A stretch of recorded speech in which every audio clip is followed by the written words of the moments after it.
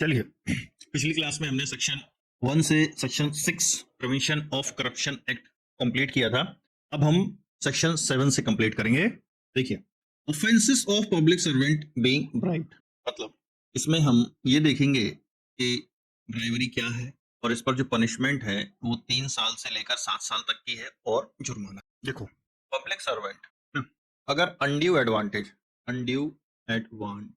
अब आप कहोगे सर ये अनड्यू एडवांटेज क्या है? जैसा कि मैं पिछली क्लास में बताया, रिश्वत मांगता है, स्वीकार करता है या लेने की कोशिश भी करता है, वो भी पेला जाएगा। इतने में ही ये क्या है, ऑफेंस जो होता है क्या हो जाता है, ये कंप्लीट हो जाता है। मतलब क्या है, अगर इम्प्रॉपरली या डिसऑनेस्टली परफॉर्म करता है, क्या परफॉर्म करेगा बेटा? अपनी ड्यूटी। और ये कौन सी ड्यूटी है? पब्लिक ड्यूटी, है ना? तो ये क्या है? ऑफेंस है। और दूसरी बात क्या है? इम्प्रॉपरली और डिसऑनेस्टली, है ना? अगर आप परफॉर्म करने या रोकने के लिए ब्राइब लेना भी अपराध है। तो मतलब इम्प्रॉपरली या डिसऑनेस्टली ड्यूटी परफॉर्म करने या रोकने के लिए ब्राइब लेना अपराध है, जिसकी पनिशमेंट क्या है? साल से 7 साल तक की है, प्लस फाइन भी है। याद रखो, सजा कितनी है? 3 साल से लेकर 7 साल तक की, और फाइन भी है ना? अब इस सेक्शन में बताया गया है कि डिमांड अलोन सफिशिएंट है इस चीज के लिए फॉर कन्विक्शन। अगर डिमांड साबित हो गई, भले ही पैसा आपसे ना मिला हो, तो भी ये पर्याप्त है कन्विक्शन के लिए, है ना? अब चलो, जो सेक्शन कहता है कि any public servant who obtains accept और attempts to obtain any undue advantage, किस चीज के लिए? To perform public duty improperly और डिसऑनेस्टली, और as reward for improper or dishonest performance of duty shall be punishable with imprisonment between 3 to 7 years and fine। तो मतलब अगर कोई सरकारी कर्मचारी अपने पद का गलत इस्तेमाल करके किसी से रिश्वत मांगता है या लेता है, तो यह अपराध है। भले ही रिश्वत ना ली गई हो, सिर्फ मांगा गया हो, ये भी अपराध है। तो पर्पस क्या है इसका? सरकारी कर्मचारी को ऑनेस्ट और अकाउंटेबल बनाना। इसका पर्पस देखो, हाँ, ऑनेस्ट एंड अकाउंटेबल बनाना। क्या? ऑनेस्ट एंड अकाउंटेबल बनाना किसको? पब्लिक सर्वेंट को। देखो, इस सेक्शन का दायरा बहुत ब्रॉड है ना? ब्राइब की डिमांड, एक्सेप्टेंस या अटेम्प्ट, देखो यहां पर डिमांड, एक्सेप्टेंस एंड अटेम्प्ट तीनों अपराध हैं। यह सेक्शन जीरो टॉलरेंस प्रिंसिपल पर आधारित है। देखो, सेक्शंस में बहुत बड़ी बड़ी बातें लिखी गई हैं, लेकिन देखने ये आता है कि ज्यादातर बेचारा छोटा कर्मचारी ही पेला जाता है ना? जो सब वास्तव में जो भ्रष्ट हैं साले, उन पे कभी कुछ नहीं होता। तो डिमांड, एक्सेप्टेंस, अटेम्प्ट तीनों ऑफेंस है। तो देखो, इस पर सुप्रीम कोर्ट का जो जजमेंट आया है वो ये है कि मेयर, मतलब केवल डिमांड, है ना? केवल डिमांड अगर आपने कर ली, ये भी ऑफेंस में आ गया, है ना? एक तो होता है डिमांड, मान लो, और एक होता है एक्सेप्टेंस। तो अगर मान लो डिमांड है और एक्सेप्टेंस नहीं है, तो क्या ये अपराध है? तो बिल्कुल है ना? और हमेशा याद रखना, करप्शन रिलेटेड केस में कभी भी, मतलब जो एंटीसिपेटरी बेल होती है ना, ये बहुत एक्सेप्शनल है, बहुत मुश्किल है मिलना। तो सीधी बात हम क्या कंक्लूड कर सकते हैं कि सेक्शन 7 कहता है कि भैया रिश्वत की मांग, रिश्वत को स्वीकार करना और रिश्वत लेने की कोशिश करना तीनों अपराध हैं। प्रूफ, लेकिन इसमें क्या है, प्रूफ ऑफ डिमांड बहुत जरूरी है। डिमांड का प्रूफ ऑफ डिमांड बहुत जरूरी है। नहीं तो ऐसे में तो क्या है, कोई भी आपके पास पैसा फेंक के चला गया, बोल देगा किसने घूस लिए, तो भैया पहले प्रूफ दिखा डिमांड की, है ना? इसमें सजा 3 साल से लेकर 7 साल तक की है और फाइन है। याद रखना है, इन केसेस में एंटीसिपेटरी बेल मिलना बहुत एक्सेप्शनल होता है। जीरो टॉलरेंस अगेंस्ट ब्राइब, उद्देश्य इस कानून का तो यही है। चलो, सेक्शन 7A की ओर चलते हैं, जो बात करता है टेकिंग अनड्यू एडवांटेज के बारे में। ये कवर करता है influencing another public servant by corrupt means. मतलब अगर कोई व्यक्ति खुद या किसी और के लिए अनड्यू एडवांटेज लेता है ताकि किसी पब्लिक सर्वेंट को इन्फ्लुएंस कर सके, है ना? अब ये जो इन्फ्लुएंस है ये कैसे हो सकते हैं? करप्ट, इलीगल या पर्सनल कनेक्शन से हो सकता है।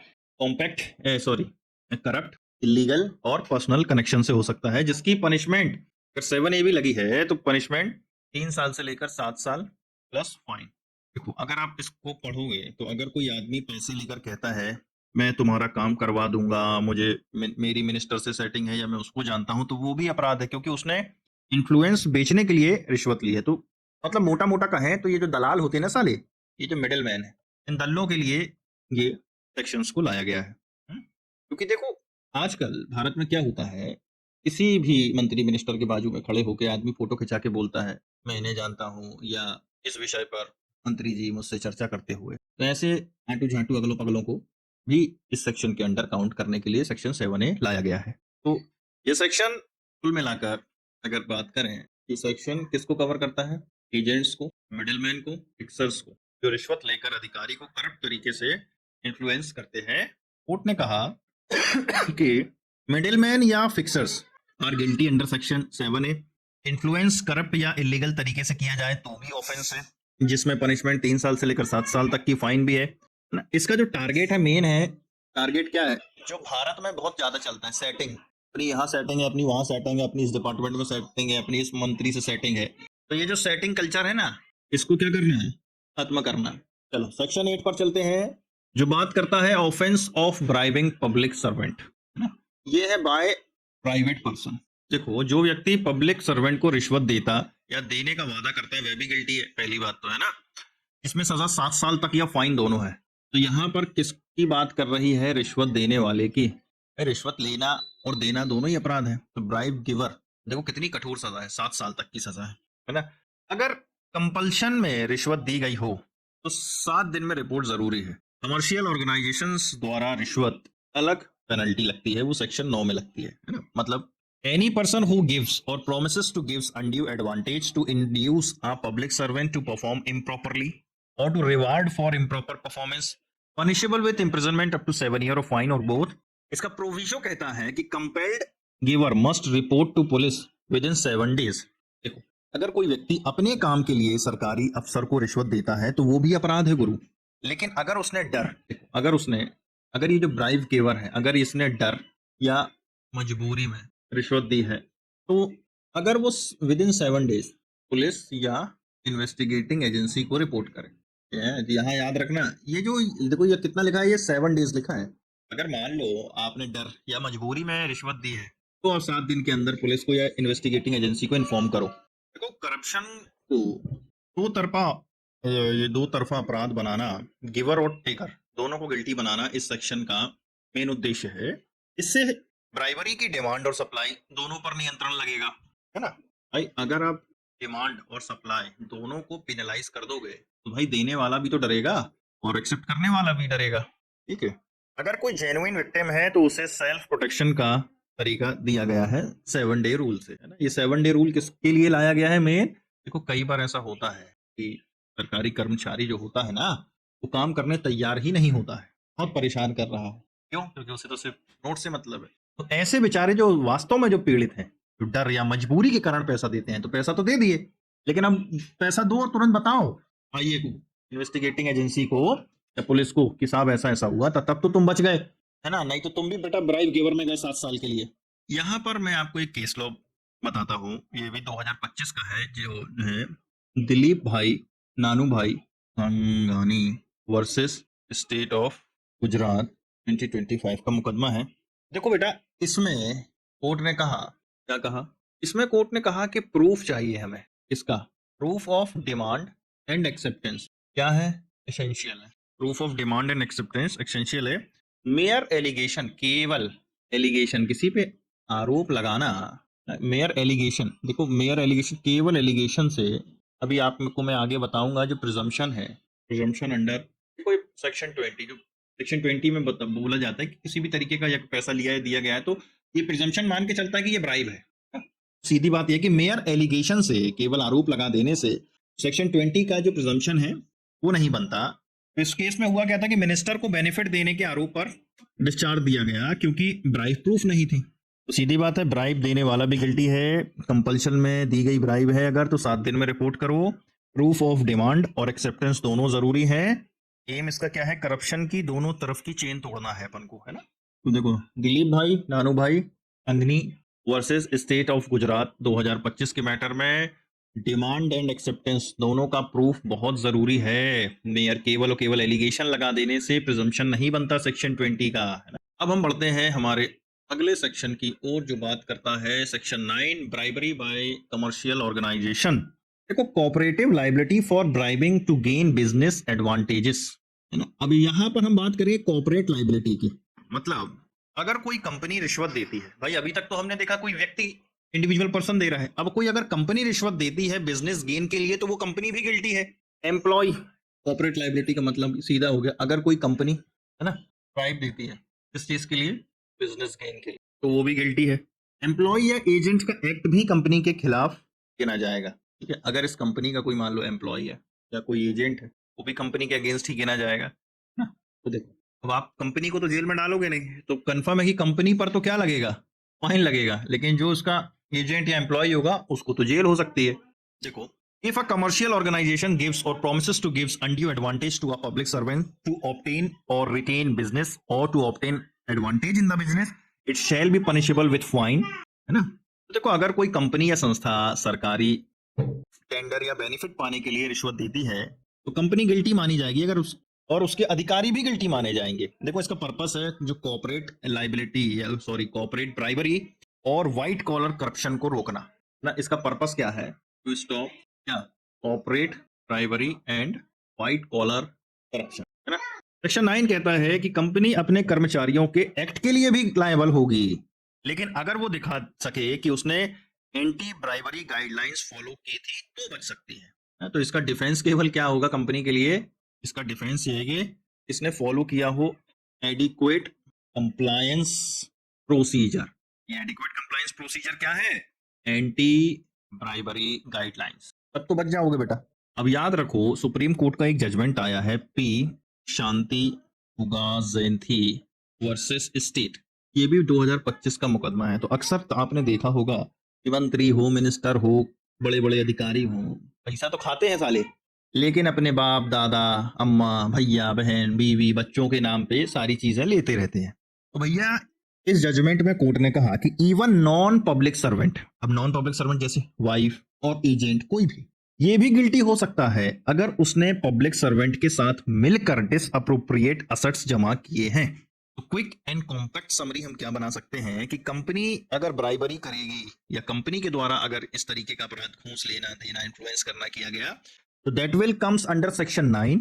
एम्प्लॉइज का जो एक्ट होगा उसके लिए कंपनी लायबल होगी, और एडिक्वेट कंप्लायंस अगर आपने प्रूफ कर दिया तो आपको डिफेंस मिलेगा, आपको मतलब कंपनी को डिफेंस मिलेगा। कॉर्पोरेट करप्शन अब पनिशेबल है। अब हम चलते हैं हमारे अगले सेक्शंस की ओर, जो है section 10, person in charge of organisation, मतलब person in charge of commercial organisation to be guilty of offence. जैसे अभी हमने देखा, मतलब अब पर्सन इन चार्ज कौन हो सकता है, देख रेख करने वाला, है ना, manager director liable for companies corrupt act. Company खुद तो करती नहीं है, कंपनी को यदि चलाने वाला मैनेजर डायरेक्टर है तो करप्शन करने वाले भी यही होंगे, जिसमें पनिशमेंट 3 साल से लेकर 7 साल तक की है और फाइन है ना। इसमें विकेरियस लायबिलिटी की बात करी गई है, पोजीशन होल्डर रिस्पॉन्सिबल होगा। देखो, where an offence under section 9 is committed with the consent और कन्वीनियंस या convenience of any director manager secretary और officer, such person shall be punishable with imprisonment of 3 to 7 years and fine. अभी तक आप देख रहे हो कि ज्यादातर केसेस में सजा 3 साल से लेकर 7 साल तक की है, और जो ब्राइब गिवर था सेक्शन 8 में वहां पर 7 साल तक की थी, है ना।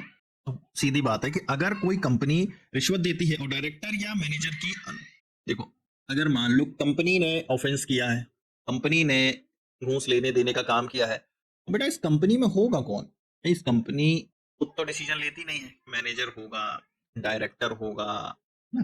तो जब तक इनकी अनुमति नहीं होगी तो कोई फैसला नहीं लिया गया होगा, और अगर ऐसा प्रूफ हो जाए कि इनका इन्वॉल्वमेंट था या इनकी जानकारी में था या इनकी अनुमति थी, तो वो भी अपराधी होंगे। ठीक है, देखो इसका पर्पस सीधा है कि कॉर्पोरेट एग्जीक्यूटिव की जिम्मेदारी तय करना ताकि बिजनेस करप्शन को रोका जा सके, है ना भाई। अब देखो, अगर ये सेक्शन आया है, सेक्शन 10 आया है, तो कहीं ना कहीं उस कंपनी के मैनेजर डायरेक्टर फटी में तो होंगे भाई, वो भी डर में रहेंगे, है ना। इसीलिए अब डर में रहेंगे तो हर चीज के लिए खुद जागरूक रहेंगे। अब कहीं ना कहीं जागरूक रहेंगे तो कहीं बिजनेस करप्शन तो रुकेगा। तो यह सेक्शन इंडिविजुअल अकाउंटेबिलिटी पर जोर देता है, इस पर फोकस करता है, इंडिविजुअल अकाउंटेबिलिटी पर जोर देता है। तो अब डिफेंस के लिए भाई डायरेक्टर या मैनेजर को खुद प्रूफ करना पड़ेगा कि भाई जो कुछ भी अपराध हुआ है वो उनकी जानकारी में नहीं था। ठीक है, विश्वजीत दास वर्सेस सीबीआई, सुप्रीम कोर्ट का एक हालिया जजमेंट है, विश्वजीत दास वर्सेस सीबीआई, ये है 2025 का मुकदमा ना। याद रखो, इस पर जो LIC का ऑफिसर होता है, इसने फ्रॉड करके जो इंश्योरेंस का क्लेम था वो खा लिया था, है ना। तो कोर्ट ने कहा कि चूंकि एलआईसी ऑफिसर जो है वो भी एक पब्लिक सर्वेंट है, क्योंकि कहीं ना कहीं ये सरकारी खजाने से ही तो पैसा ले रहा है। तो पब्लिक सर्वेंट है, और अगर इसने फ्रॉड किया है तो ये भी पीसी एक्ट में कवर होगा, तो पीसी एक्ट इस पर लागू होगा। तो सीधी बात इतनी समझो, डायरेक्टर मैनेजर कंपनी का कोई भी वो लायबल होगा, है ना, अगर उसकी अनुमति से, उसकी जानकारी से ऑफेंस हुआ है, जिसमें पनिशमेंट 3 साल से लेकर 7 साल तक की है। कॉर्पोरेट ऑफिस में इंडिविजुअल अकाउंटेबिलिटी बहुत जरूरी है, जिसका मकसद है टॉप लेवल के करप्शन को कंट्रोल करना। ये था चैप्टर 2, कंप्लीट हो चुका है। अब हम चलते हैं चैप्टर 3 के बारे में। चलो देखो ये क्या है, चैप्टर 3 जो बात करेगा ऑफेंसेस एंड पेनल्टीज के बारे में, ठीक है। चैप्टर 3 जो बात करेगा public servant obtaining undue advantage, तो ये कवर करेगा gift benefit taken without adequate consideration. देखो पहले इसका सेक्शन पढ़ो, यहाँ से थोड़ा इंपॉर्टेंट चालू हो रहा है, क्योंकि अब जो धाराएं ठुकती हैं किसी पर भी वो यहीं से ठुकेंगी। Whoever being a public servant accept or obtain for himself or any other person any undue advantage without consideration or for consideration which he knows to be inadequate from any person concerned with any proceeding or businesses by such public servant shall be punishable with imprisonment between 6 month and 5 year and fine। देखो तो पहले यहाँ basic समझो, यहाँ पर जो punishment की बात है वो मिनिमम 6 मंथ, मैक्सिमम 5 ईयर, ठीक। अब समझें, देखो देखो अगर पब्लिक सर्वेंट बिना उचित कारण या इनएडिक्वेट कंसीडरेशन पर कोई एडवांटेज लेता है तो ये ऑफेंस कहलाता है। देखो यह तब भी लागू होता है ये सेक्शन जब देने वाला व्यक्ति किसी ऐसे काम से जुड़ा हो जिसमें पब्लिक सर्वेंट की रोल हो। अगर कोई सरकारी अधिकारी किसी ऐसे व्यक्ति से बिना उचित कारण के कोई gift, public servant without without consideration और फॉर कंसीडरेशन, और यहां पर देखो विच ही नोज, उसको पता है कि ये क्या ऐसा है, इनएडिक्वेट है, इम्प्रॉपर है, तो ये ऑफेंस आएगा। तो सीधी बात है, अगर कोई सरकारी अधिकारी किसी ऐसे व्यक्ति से बिना उचित कारण के कोई गिफ्ट, ये कंसीडरेशन क्या है, कोई गिफ्ट, फेवर या एनी प्रॉफिट, है ना, लेता है जो उसके काम से जुड़ा है, तो यह रिश्वत मानी जाएगी। देखो इसका जो पर्पस तो सीधा सीधा क्या है कि इनडायरेक्ट ड्राइवरी को रोकना, तो स्टॉप इनडायरेक्ट ड्राइवर, यानी गिफ्ट के नाम पर रिश्वत नहीं, है ना। ये सेक्शन बताता है कि करप्शन हमेशा कैश में नहीं होता, बड़ी बात है। गिफ्ट, फेवर या डिस्काउंट भी इलीगल है अगर मोटिव इन्फ्लुएंस करना है, तो यहाँ पर गिफ्ट, फेवर, डिस्काउंट ये सब इलीगल है अगर मोटिव जो है सिर्फ इन्फ्लुएंस करना है। तो सीधी बात यह है कि इस सेक्शन में हमने इनडायरेक्ट ड्राइवरी को कवर किया, जो ऑफेंस की सीरियसनेस के हिसाब से पनिशमेंट की बात करेगा, इस पर मिनिमम 6 मंथ 5 ईयर तक फाइन भी। अब आओ सेक्शन 19 पर, जो बात करता है पनिशमेंट फॉर अबेटमेंट। कोई भी व्यक्ति अगर करप्शन के ऑफेंस में अबेट करता है तो guilty. Punishes anyone who assist करने वाला, मददगार और एनकरेज करने वाला, हाँ हाँ लियो क्या दिक्कत है, इस तरीके से, तो ये भी क्या है, गिल्टी पाए, भले ही एक्चुअल ऑफेंस कमिट ना हुआ हो। याद रखना जरूरी नहीं है कि यहाँ ऑफेंस हो गया हो, अगर ऑफेंस नहीं हुआ तो भी असिस्ट और एनकरेज करने वाला गिल्टी है। जिसमें जो पनिशमेंट है वो 3 से 7 साल तक की है। बेयर एक्ट का सेक्शन कहता है whoever abates any offense punishable under this act whether or not that offense is committed। देखो यहां पर साफ लिखा है कि ऑफेंस का होना और ना होना जरूरी नहीं है। He shall be punishable with imprisonment of 3 to 7 years and fine। तो सिंप्लीफाइड तरीके से समझो कि अगर कोई व्यक्ति किसी अधिकारी को रिश्वत देने या देने के लिए मोटिवेट करता है या मदद करता है तो वो भी अपराधी है, चाहे डील पूरी हुई हो या नहीं। मतलब अगर कोई व्यक्ति किसी सरकारी अधिकारी को रिश्वत देने या देने के लिए मोटिवेट करता है या मदद करता है तो वो भी अपराधी है, चाहे डील पूरी हुई हो ना। अब इसका पर्पस है करप्शन की, देखो पर्पस क्या है, पर्पस है जो करप्शन की प्लानिंग है एंड कॉन्स्पिरेसी है, इसको भी पनिश करना, ठीक है। देखो अबेटमेंट, यहां पर देखो अबेटमेंट जो शब्द आया है पहले उसको समझो। अबेटमेंट, अबेटमेंट का मतलब है इंस्टिगेट करना, असिस्ट करना ना, और इंस्टिगेट करना, असिस्ट करना और एनकरेज करना। ये एनकरेज किसके लिए कर रहे हो, इलीगल एक्ट के लिए। तो ये section prevention of corruption act को प्रोएक्टिव लॉ बनाता है। याद रखो ये किस सेक्शन से इसको प्रोएक्टिव बनाया गया है, इसी सेक्शन प्रोएक्टिव लॉ बनाया, ये किससे, सेक्शन 12 से। देखो सुप्रीम कोर्ट ने नल्लामल वर्सेस स्टेट 2025 के इस मैटर पे जजमेंट दिया कि नॉन पब्लिक सर्वेंट भी अबेटमेंट में गिल्टी हो सकता है अगर उसने करप्ट केस में या करप्ट एक्ट में पब्लिक सर्वेंट की मदद की है, जैसे किसी मंत्री की वाइफ जो प्रॉपर्टी उसके नाम पर ले ली गई हो, है ना, तो सीधी बात क्या है कि प्लानिंग या हेल्पिंग करप्शन अबेटमेंट कहलाएगा। ऑफेंस कंप्लीट हुआ हो चाहे ना हुआ हो, लेकिन ये पनिशेबल होगा। नॉन पब्लिक सर्वेंट भी गिल्टी होगा, पनिशमेंट 3 साल से लेकर 7 साल और फाइन दिया जाएगा। अब हम आते हैं क्रिमिनल मिसकंडक्ट के बारे में। सेक्शन 13 क्रिमिनल मिसकंडक्ट ये बात करता है illicit enrichment and misuse of public office के बारे में। देखो, सबसे पहले हम बेयर एक्ट का सेक्शन पढ़ते हैं। A public servant commits criminal misconduct, कब माना जाएगा criminal misconduct? If he dishonestly misappropriate property entrusted to him. If he पहले डिसऑनेस्टली मिसअप्रोप्रिएट्स प्रॉपर्टी।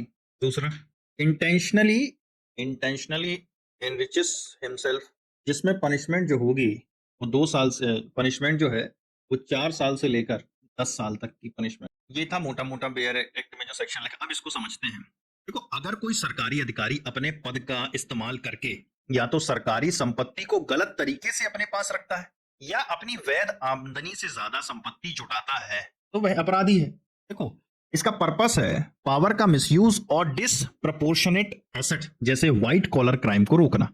पर्पस समझो सबसे पहले, टू स्टॉप क्या, power misuse and disproportionate assets, जिसे हम कहते हैं अगर मान लो व्हाइट कॉलर क्राइम को रोकना। यह करप्शन की सबसे गंभीर कैटेगरी है। ये देखो, सबसे गंभीर कैटेगरी है ये, जो बात करती है सीधे सीधे इलिसिट एनरिचमेंट के बारे में। बर्डन शिफ्ट हो जाता है इस पर। अब अधिकारी को साबित करना होता है कि उसकी संपत्ति लेजिटिमेट है ना। यहां पर केस लॉ देखो, P Shanthi Ugasenthi versus state में wife holding assets for husband is equals to abetment plus illicit enrichment. देखो, Nirankar Nath Pandey versus state of UP 2025 के मैटर में भी कोर्ट ने कहा कि लॉन्ग टर्म वैल्यूएशन में इन्फ्लेशन फैक्टर कंसीडर किया जाना चाहिए। डिक्लेयर्ड इनकम प्रॉपरली असेस ना करना इनजस्टिस होगा। स्टेट वर्सेस जी ईश्वरन 2025 वाले मैटर में भी इनवैलिड सैंक्शन से ट्रायल क्वाश का आधार नहीं जब तक फेलियर ऑफ जस्टिस साबित ना हो। तो सीधी बात है कि किसी भी प्रॉपर्टी का मिसयूज या डिसप्रपोर्शनेट वेल्थ का मतलब है क्रिमिनल मिसकंडक्ट। बर्डन हो जाता है on accused to justify income. Inflation and income of spouse count होगी, जिसमें पनिशमेंट 4 से 10 साल है। आज हम यहीं तक सेक्शन को कंप्लीट करेंगे। अगली क्लास में हम सेक्शन 14 से 20 तक को कवर करेंगे।